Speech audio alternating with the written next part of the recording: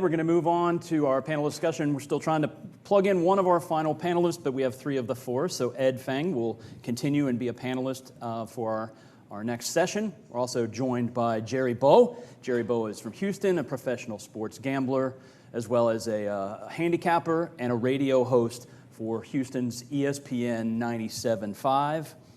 And also Tony Miller. Tony Miller is the executive director of the Race and Sportsbook at the Golden Nugget in Las Vegas. Thank you, Tony and Jerry, for joining us. Tony, can we start with you? And let me refresh for a second. Everybody who's watching, we'd love to have your questions. We've got 45 minutes on this panel discussion. I can carry it myself. I would rather not carry it. I'd rather hear your questions.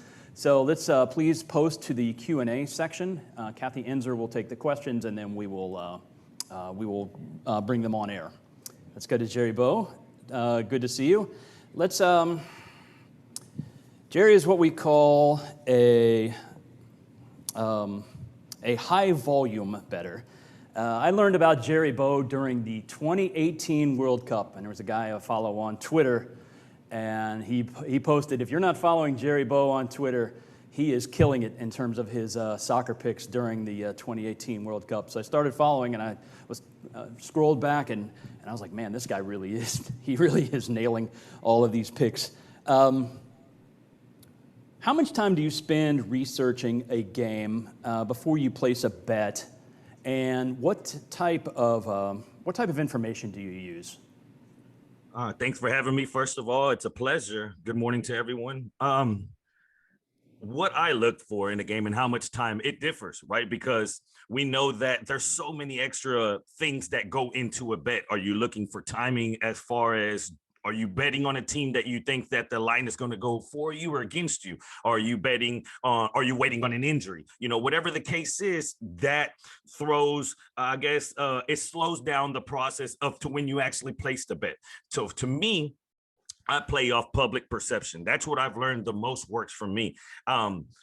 15 years ago, before, if you would ask me, this is where we are 15 years later with all the type of analytics that you can get, all the type of data you can get, I would say this is insane to be where we are right now. And the books or whatever you could just get online and find out the same information that the books use. That's where I start my handicapping, because I say, you can't get too far away from what is known. When you start speculating on speculations, I say on my show on ESPN, I say you're gambling on a gamble. Basically, if you start, and I'm an analytics guy, but I'm also a feel guy. I like to play off of overreactions. Let's take, for example, football.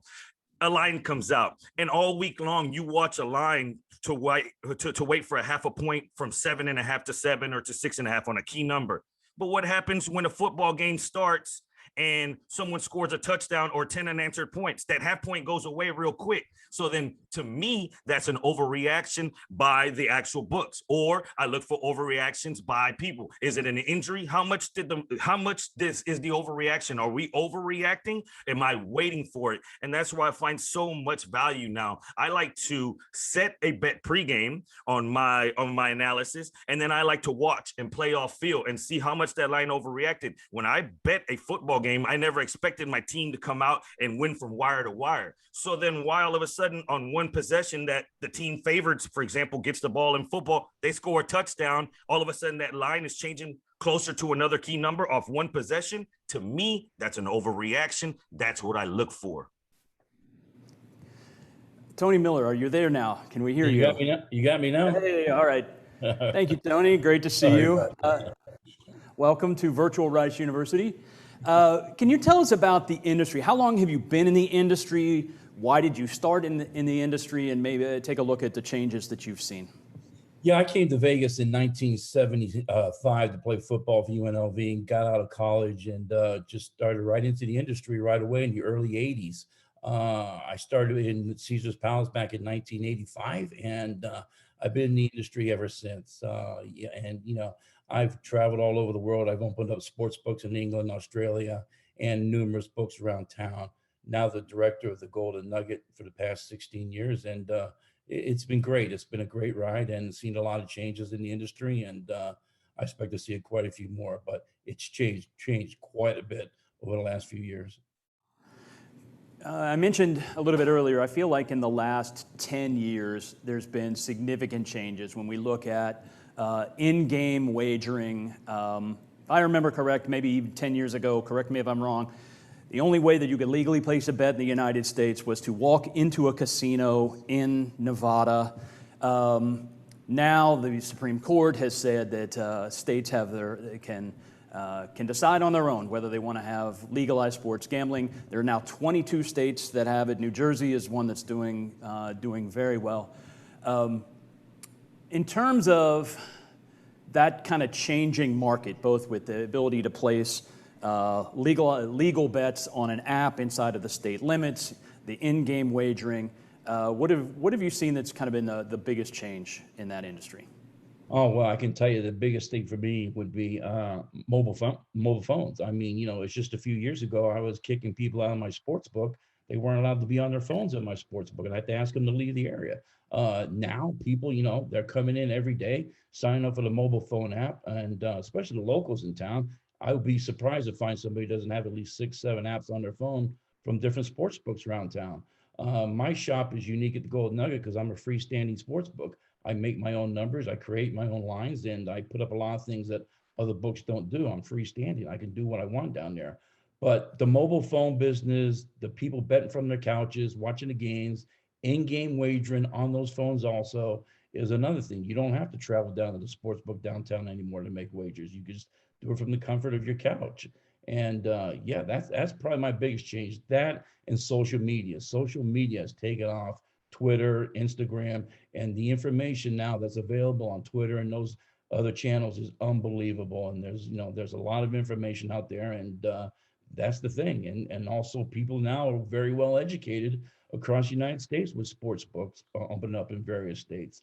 It used to be they would come into Vegas when we were the only state offering wagers, and I had to do a lot of explanations on how to bet. Not anymore. The customers are coming in, they're very knowledgeable, they know what they're doing, and it's changed quite a bit. Hey, Tony, I did not realize that you were a standalone and that you set your own numbers. Can you, because we look here, there's you, and then your enemies that you're battling against are Jerry Bow and Ed Feng.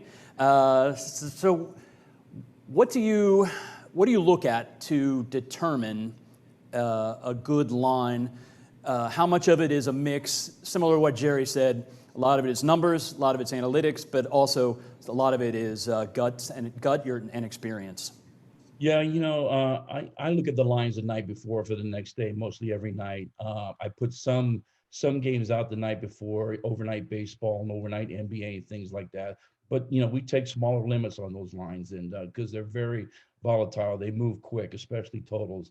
When I get into work the next day, the lines are pretty solid around town, from offshore, from around the country, and the lines are pretty stable. Being a freestanding book, though, I can go out on a limb. I can move off the number. If everyone's 2.5 on a game and I decide to go to 3, I can create action. And that action comes fast and furious by phone with sharp players on the phone or other guys coming to the counter. And especially being downtown where there's a number of different companies these guys have to choose from. But yeah, my numbers are pretty solid with everybody else in town. If I want to make a move and I need something, a VIP at the Golden Nugget comes in and gets me off base, I need a little bit of money back on the other side, I can move my own number and create that. Everyone, a reminder, send in your questions through the Q&A. I'd love to have some interaction from the audience. Also, a panelist. Panelist, if you have a question for another panelist, please jump right in. We have a question that's come in. Let's go to Kathy. So we have a question. How is starting pitcher factored into baseball lines?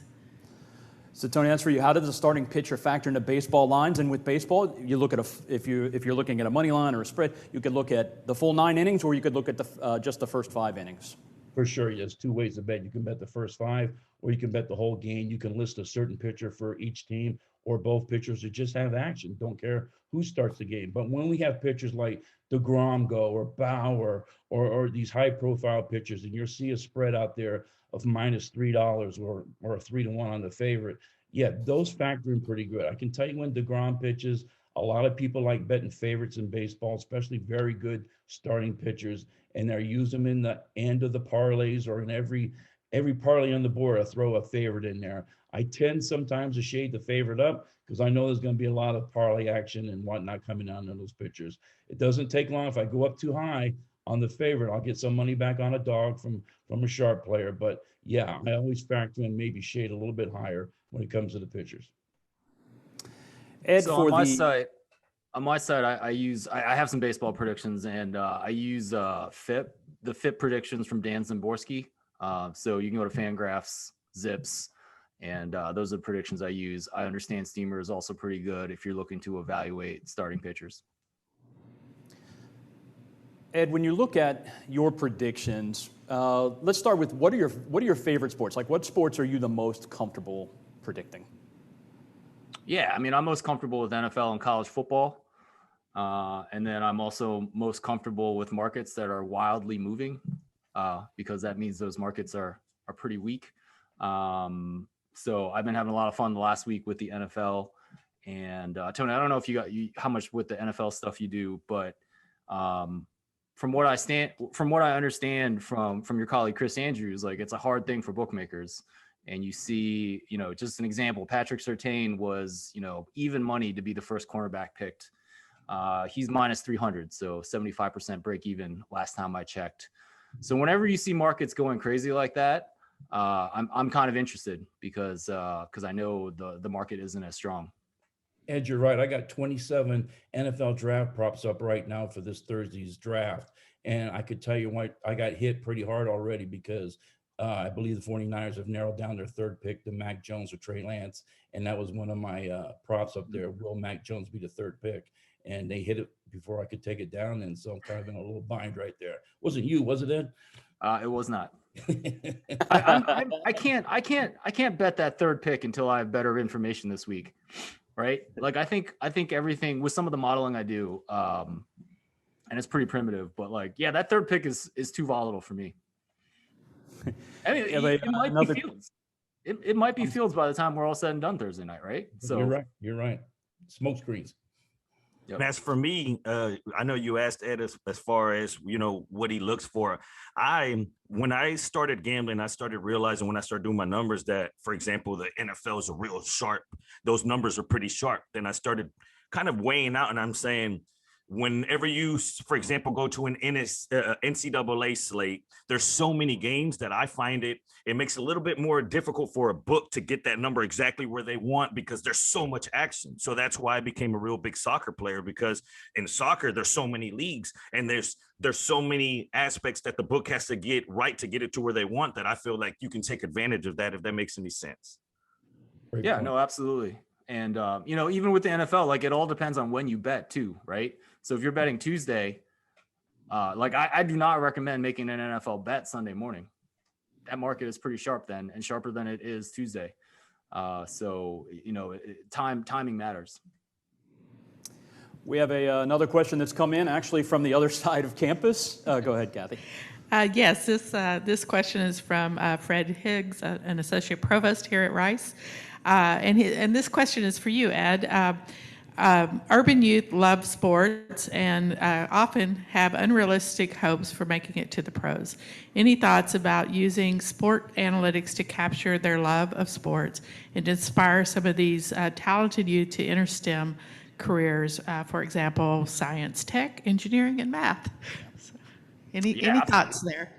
Yeah. I mean, this is kind of what gets me up most mornings is that I can use sports to kind of motivate you to look at math and data. I think that's a really important aspect of it.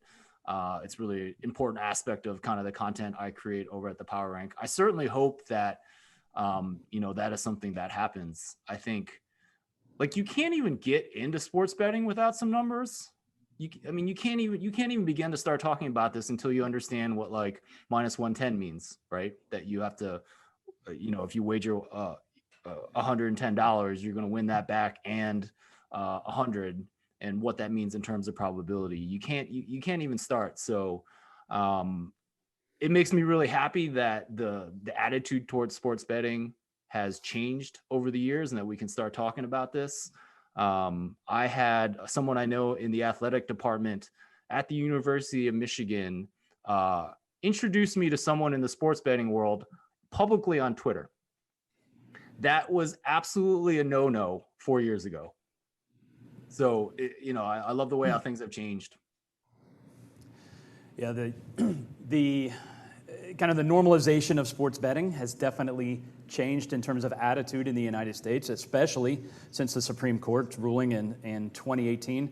I teach a sport ethics class here at Rice, and every semester we talk about gambling and match fixing in the class. One of the questions I always ask the students is, do you feel that sports betting is ethical? And 10 years ago, the vast majority of the students would say, no, it is illegal, therefore it is unethical. Now, almost every single student says it's fine. It's fine as long as you're not involved in the game in some capacity. You're an athlete, a coach, an athletic trainer, an administrator, something like that. Otherwise, it's fine. So I definitely think that there has been a change in attitude for sure. Ed, back to, you heard Jerry Bow's strategy for when he's looking at brother, can I just jump in for 1 second here? Hey, all right, there's Declan Hill. Welcome, Declan.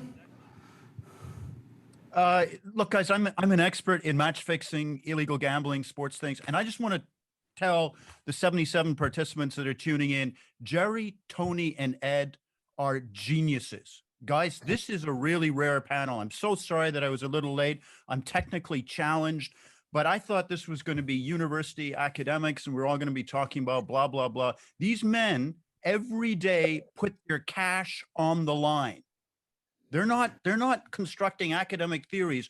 They're like reaching in and they're saying, hey, this is what we believe in, and we're going to put thousands, hundreds, tens of thousands in Tony's case on the line. So this is amazing. And Ed's last comment about timing your bets, for anyone who's even amateurly interested in betting, write everything these guys say down. This is pure gold. So sorry, Jerry, Tony, Ed, I'm just boosting you guys up. I'm a fan. I'm not going to shut up. But guys, this is gold. Thanks very much for inviting me. Appreciate it. All right, that is our fourth panelist, Declan Hill, who had a little technology issue. Declan is an associate professor at the University of New Haven.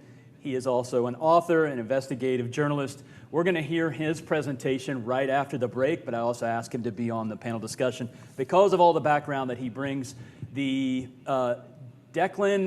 when we first started talking about this conference and the fact that it was going to involve sports gambling, oh my gosh, a year and a half ago, one of the first people I thought of is we have to bring in Declan Hill because of his expertise in the area. Not that he's a gambler, not that he's placing bets, but he has seen the negative part of the industry. He's going to get very deep into that after the break. I'm going to probably touch on it a little bit as we go through this panel. I'm going to try not to steal your thunder, Declan, so if I ask you a specific question that you're going to cover in your presentation, please hold off on that. Just tell me to wait. Yeah, look, the only intellectual thing now that I've gushed over my panelist is illegal. The numbers, the money, the liquidity is still in the illegal market, still in the offshore market. America is expanding day by day, but it's the offshore boys. Some of them were criminals, some of them were not, some of them were legitimate, and we cannot ignore that. And too many of the discussions have all been this nonsense about the onshore market. We got to explore the offshore market. And let me ask you about this, Tony, because I feel like this is one of the aspects that is a challenge for casinos, is they have to be able to compete with the offshore market, being able to do the live betting, being able to use the app, everything like that. Similar to what the professional sports has seen, as technology has gotten bigger, the big screen, high definition TVs, the experience at home is sometimes now better than the experience at a stadium. Is this something that you find in the industry that you're always having to compete with the illegal markets? Yeah, we do, of course, but here in Nevada, our game control board is very, very good, and they keep a good eye out and they watch over us. Anything we do, like me being a freestanding book, if I have to set up an event that I've never done before, first of all, I have to get permission from the GCB, and they usually let me do it. It's under control. But offshore books do a lot of things. They offer a lot of things that we just can't do here in Nevada. I remember when I opened up a sports book in England, I was like, holy cow, I can't believe I'm taking bets here on the next pope, because the pope had died and they were taking wagers on the next pope. I'm like, this is just something I can't do back home. So offshore books overseas, They're totally different on what they offer. A lot of things are crazy. You know, we're just on the verge now in Nevada of maybe on down the road being taking wagers on the Academy Awards, American Idol, and things like that. Otherwise, we take bets on things that are played on the field of play or in the ring, and you know it's very safe. Same thing in New Jersey, same thing in Mississippi, where our other stores are. But yeah, it's very well controlled in Nevada. We have another question coming in, Kathy. Yes, we actually have had a couple of questions, but let me ask this one first. This is from Michael Jackson. He's a PhD student here at Rice, and he asked, where is the line between analytics and illegal activities? Ooh, who wants that one? I mean, you can always use analytics. Maybe the line is really sharp, actually. Go ahead, Ed. You can always use analytics for illegal activities. I don't know. Yeah, you know, I mean, math is power, right? And how you use it is I don't know exactly what the question was thinking about in terms of illegal markets, but you know, I try to keep it above board and stick to football and you know, sports. But you can. I don't know. I mean, I would think maybe I'm going to hypothesize that he's talking about value. Where do you find value? Ed will tend to find value in the numbers, where other people might find value in kind of knowing people and behind the scenes and finding out who's injured and who's this. Like a lot of sports betting is, especially people who are very selective about what they choose as finding value and looking at, okay, where is Tony set the line, and do we think that he missed it? And therefore, we're going to jump on that and see value in that area versus, like you said, Ed, betting on a Sunday morning on an NFL game because those numbers are going to be pretty, that point spread is going to be pretty tight. Yeah, maybe I could add a little bit too. So if we think of the SEC governing our other markets, you know, public information is fine. We can't use private information for investing. So how does information flow impact the legality of your analytics to support your betting, I guess? You want to look at Kathy, you want to do the other question as well? Sure. And so there's another question. How do you factor in newer data sets that don't have a rich history of data? Like, for example, pass rushing. Pass rushing. Do you incorporate average time to quarterback in your assessment, only available since 2016? And if so, how? Great question. Ed. Yeah, I mean, I think for the second one, I mean, I'm not the fastest to incorporate that new data. I'm more of a fan. I mean, I still have a lot of cleaning up to do of things that are already in my NFL and college football model. So, you know, if you want to talk about amount of time it takes a pass rusher to get to the quarterback, is that going to help my productivity, right? I can already tell you that, you know, sacks are certainly important. You know, as I mentioned in the talk, they're probably even more important in terms of the turnovers that they produce for the defense. But am I going to get an extra edge in how good a defensive end is in terms of the time it takes for him to get there? You know, am I going to get an extra edge if I had all the NFL tracking data out there? Yeah, there's certainly stuff to be done there, but that, I mean, at least my approach is not to get the newest data. You know, I tend to stick with my math and, you know, data that everyone has and trying to do a better job in terms of making predictions.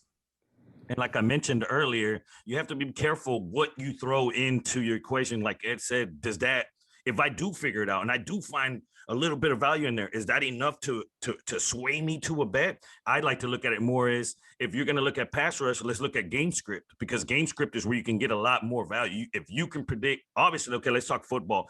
Optimally, a team has scripted plays. If we're in optimal position, if the score is such, this is what we would like to run, right? As the game script changes, as the lead goes, as it's a double-digit lead, obviously the team has to come out of that optimal game script. And that's where I think that you find value rather than jumping in. If you're going to look at, let's say, pass rush, the amount of time that it takes to get to the quarterback, I'd rather look at other stats that maybe get swept under the rug. Everyone looks at sacks, but they don't really put emphasis into quarterback hits or how much times the quarterback is rushed. That tells you a game script because that tells you that the quarterback isn't allowed enough time. Does that mean that the receivers aren't getting downfield? That's where I think you get more rather than saying getting too crazy and getting too into the minimal thing of how much time is it to get to the quarterback. Because if a team's up by double digits, you hear the term all the time. Now they can pin their ears back and rush the quarterback because they know the other team has to pass. So there's so many aspects to it. You got to be careful what you put emphasis on because at some point you might be wasting your time.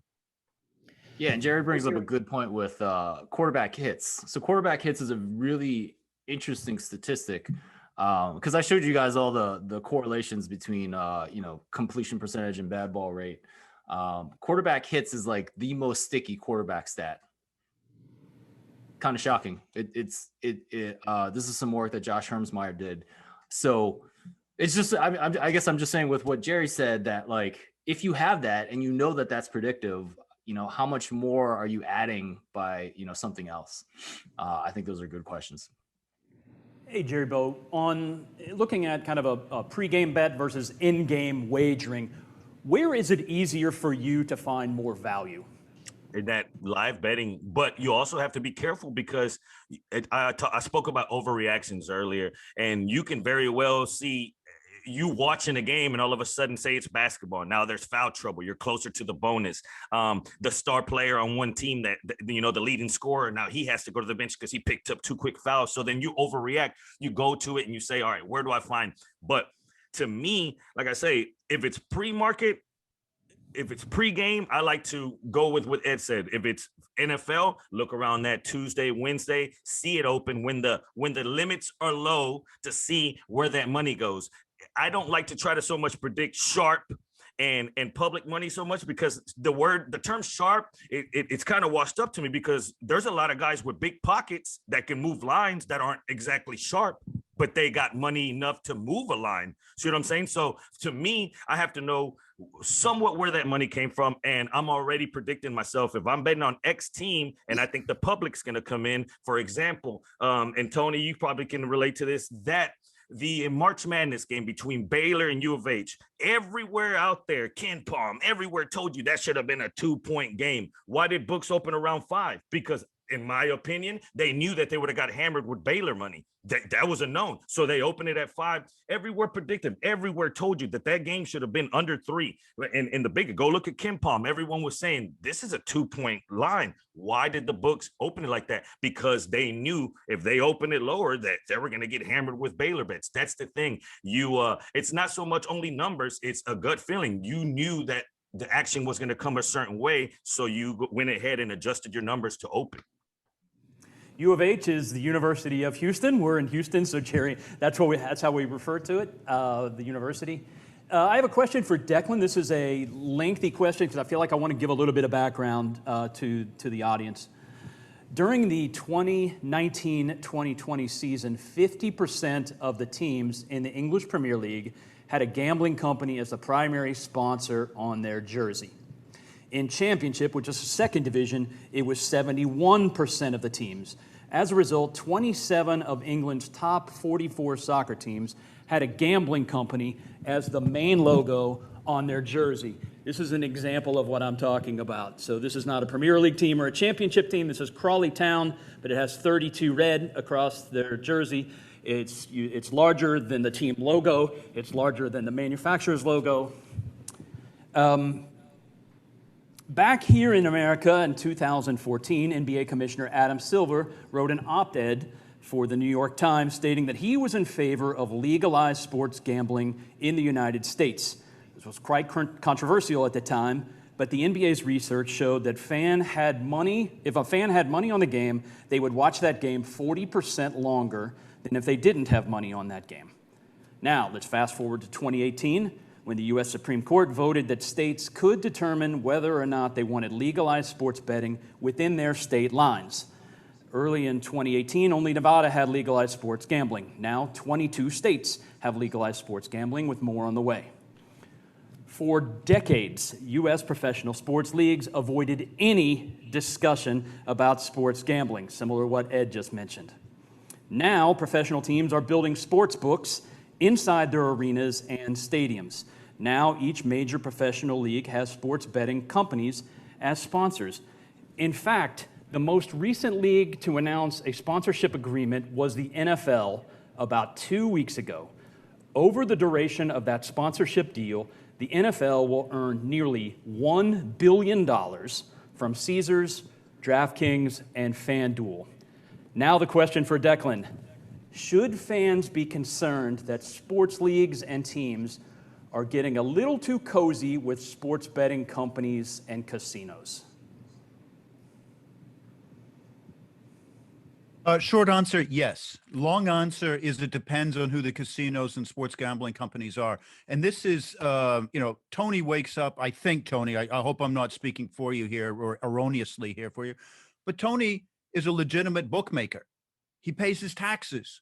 If he's seeing odd discrepancy on his books, he's going to one of his contacts in a sports league or a team and saying, hey, there's something going on here. This is weird.